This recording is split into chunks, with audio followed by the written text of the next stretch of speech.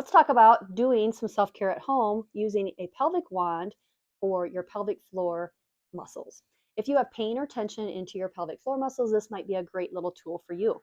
I'm going to show you a couple ways that this can be used. One is holding it this direction, and you can use this little wider tip here if you prefer.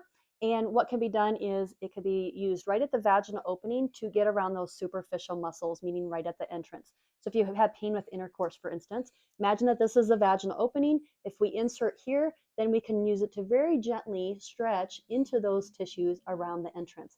Of course, you would go a lot slower in actual treatment session. It can also be used to get into the deeper pelvic floor muscles. So if I flip it over like this, and we can insert it here, and it could be used to angle into those deep pelvic floor muscles, even over into the obturator internus, that deep hip muscle, which can also be a stubborn area of pain, or even back here where the coccyx is. It can also be flipped and brought up here into this puborectalis, which can be a source of pain sometimes for around the bladder.